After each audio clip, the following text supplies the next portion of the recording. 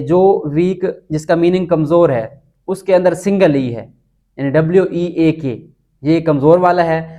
और जो इसमें डबल ई है, WEEK, ये इसका मीनिंग हफ्ता है। जहाँ पे सी आ जाए तो वहाँ पे आपने EI लिखना है, ये आपने याद रखना है। बिस्मिल्लाहिर्रहमानिर्रहीम, अस्सलाम वालेकुम, welcome viewers, welcome to my YouTube channel Nemat talks. So आज हम डिस्कस करने जा रहे हैं how to improve English language spellings. बहुत सारे बच्चों के कमेंट्स आ रहे थे कि हम किस तरीके से अपने इंग्लिश लैंग्वेज के जो स्पेलिंग्स हैं उनको इम्प्रूव कर सकते हैं, बेहतर कर सकते हैं, क्योंकि अक्सर जो है इंग्लिश स्पेलिंग्स की मिस्टेक्स आती हैं तो बच्चों के मार्क्स जो है वो कट जाते हैं।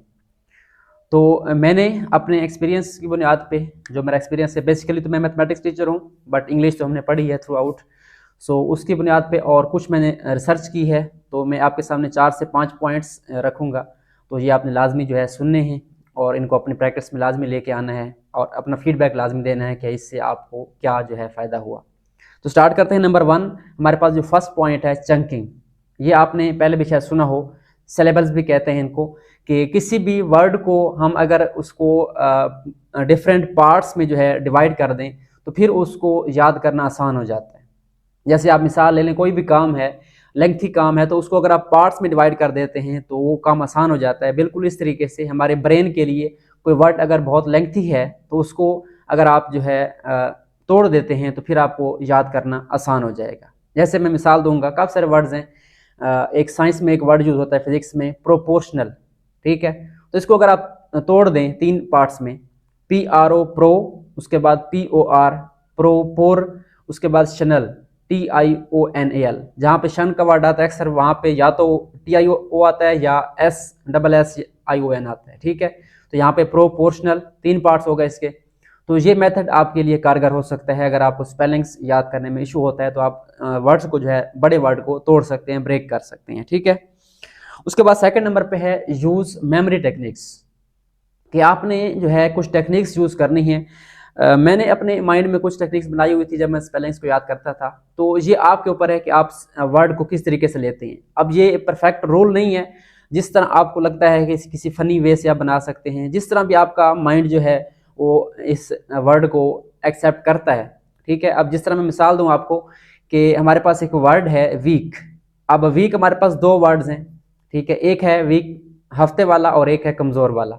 तो मैंने अपनी जो है लाइफ में इसका एक असूल बनाया था बचपन में ही, कि जो वीक जिसका मीनिंग कमज़ोर है उसके अंदर सिंगल ई है, यानी WEAK, ये कमज़ोर वाला है। और जो इसमें डबल ई है, WEEK, ये इसका मीनिंग हफ्ता है।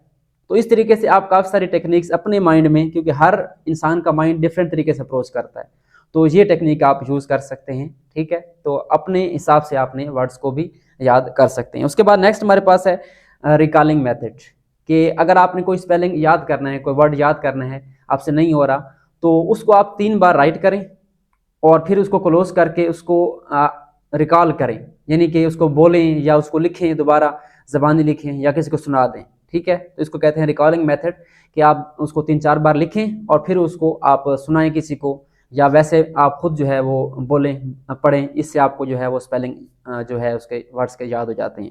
उसके बाद नेक्स्ट है learn some common rules, number 4, कि कुछ रूल्स होते हैं स्पेलिंग्स के, वो आपने जो है ऐसा ऐसा करके याद करने हैं, तैयार करने हैं, ठीक है।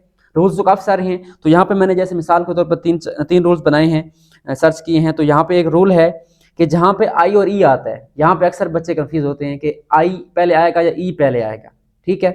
तो जो आई है वो हमेशा ई से पहले आता है, ठीक है। लेकिन अगर पीछे सी हो तो फिर आपने ई को पहले लगाना है, आई को बाद में लगाना है, ठीक है। जिसकी मिसाल मैं आपको दूंगा, जैसे काफ़ी सारे वर्ड्स हैं। अचीव है ACHIEVE,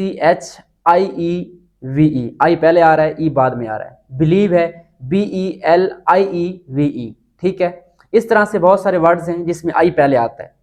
लेकिन एक वर्ड है रिसीव, ठीक है, REC। अब अक्सर बच्चे यहाँ पे IE राइट कर देते हैं, जहाँ पे सी आ जाए तो वहाँ पे आपने EI लिखना है, ये आपने याद रखना है, ठीक है। RECEIVED, receive. क्लियर हो गया? जहाँ पे सी आएगा पहले तो वहाँ पे EI आएगा, और इसके अलावा जितने भी वर्ड हैं अगर आई इकट्ठा आ रहा है तो आई पहले आएगा, ई बाद में आएगा। यहाँ पे एक और common words obediently, yours obediently, आप अक्सर एप्लीकेशन में राइट करते हैं और इसका एक पूरा एक नंबर होता है मेरे ख्याल में एप्लीकेशन के अंदर। इंग्लिश की जो एप्लीकेशन आती है 9 या 10th क्लास में, मुझे अब याद नहीं है, तो वहाँ पे आखिर पे एक लाइन होती है यू XYZ से पहले यूअर्स ओबीडेंटली, यानी OBEDIENTLY। ठीक है, ये अक्सर बच्चों को भूल जाता है। ठीक है, OBE हो गया, आगे डेंटली है तो DIE, अक्सर बच्चे यहाँ पे DEI लिख देते हैं। तो ये भी आपने वही रूल याद रखना है कि पीछे D है, उसके बाद I पहले आएगा, E बाद में आएगा। तो ये हमारे पास एक रूल है। उसके बाद नेक्स्ट हमारे पास है डबल लेटर, कि हमने डबल लेटर कहाँ पे यूज करना है। तो उसके लिए एक रूल मैंने सर्च किया है, वो है शॉर्ट वावल। आप जानते हैं हमारे पास 5 लेटर जो है वावल होते हैं, AEIOU। जहाँ पे हम वावल लेटर को शॉर्ट करके यूज कर रहे होते हैं, उसका जो तलफ़्फ़ुज़ है वो बहुत शॉर्ट यूज कर रहे होते हैं, वहाँ पे हमने डबल लेटर यूज करना होता है। फॉर एग्जाम्पल एक वर्ड है नेसेसरी, अब यहाँ पे देखें NECESSARY, अब N के बाद E आया है, इस वावल है E, इसको हमने पूरा अदा किया है, नी। ठीक है, आगे C के बाद फिर E आया है, अब इस C को हमने C नहीं पढ़ा, अब इसको सेसरी पढ़ा है। ठीक है, तो नेसेसरी NECE, आगे S आना है, डबल S आ जाएगा। तो ये रूल है कि जहाँ पे आपने शॉर्ट वावल यूज करना होता है वहाँ पे हम डबल लेटर यूज करते हैं। इसके लिए मैंने अपने माइंड में एक जो है कुलिया बनाया हुआ है, ये गलत भी हो सकता है। ठीक है, तो मैं अक्सर वर्ड जहाँ पे डबल लेटर आता है तो वहाँ पे वर्ड पे जोर आ रहा होता है। जैसे एक वर्ड है मिडल, MIDDLE। ठीक है, तो यहाँ पे डाल के ऊपर, यानी अगर आप लिखें उर्दू में इसको, तो शद आ रही है, यानी शद जहाँ पे यूज हो तो वहाँ मेरे ख्याल में डबल लेटर आता है, मिडल है। ठीक है, यहाँ पे डी पे जोर आ रहा है, तो मेरे हिसाब से ये रूल है, ये आप जो है अपने माइंड में इसको सेव कर सकते हैं अगर करना चाहें। वैसे इसका बेसिक रूल क्या है, शॉर्ट वावल है। उसके बाद नेक्स्ट है साइलेंट लास्ट ई। अक्सर वर्ड ऐसे होते हैं जिसमें लास्ट पे ई आता है और वो ई साइलेंट होता है, यानी उसका हमारे पास आवाज़ उसकी नहीं होती। ठीक है, फॉर एग्जांपल चेंज है, CHANGE, अब इस ई की आवाज़ नहीं है, अदरवाइज ये चेंज ही बन जाता। ठीक है, मेक है, टेक है, यहाँ पे आखिर पे क्या आता है, ई आता है और ये ई साइलेंट है। इस तरह से काफ़ी सारे रूल्स हैं, आप डिफरेंट रूल्स जो है वो सर्च कर सकते हैं, इससे आपके स्पेलिंग इंप्रूव हो सकते हैं। उसके बाद last but not the least, competition of spelling competition. तो हमारे एक टीचर थे, वो जो है हर जुम्मतुल मुबारक के दिन इंग्लिश की क्लास में सबक पढ़ाने के बजाय, सुनने की बजाय, वो क्लास के 2 ग्रुप्स बनाते थे, एक ग्रुप ए हो गया, दूसरा ग्रुप बी हो गया। तो उनका स्पेलिंग कंपटीशन होता था। कैसे कि फॉर एग्जांपल सर ने एक वर्ड बोला, मैं फॉर एग्जांपल ए ग्रुप में हूँ, तो सर एक वर्ड बोलते थे, जैसे फॉर एग्जांपल एक वर्ड है क्लास। ठीक है, अब सर ने क्लास का वर्ड बोला, उसके स्पेलिंग क्या है, CLASS, लास्ट पे क्या आ रहा है, S आ रहा है। तो S से हमने ए ग्रुप वालों ने एक वर्ड बनाना है, उसके स्पेलिंग बताने हैं, उसका मीनिंग ही बताना है। ठीक है, अब ए ग्रुप की बारी है, तो ए ग्रुप में जितने भी बंदे होंगे मुशावरत से कोई बंदा बोल सकता है, वो जो है एक वर्ड बनाएंगे S से। जैसे मैं कहता हूँ साइलेंट, SILENT, मैं स्पेलिंग बताऊंगा, फिर इसका मीनिंग बताऊंगा, अगर ये करेक्ट होगा सर इसको ओके करेंगे। फिर इसका जो लास्ट लेटर होगा T, उससे ग्रुप बी ने वर्ड बनाना है।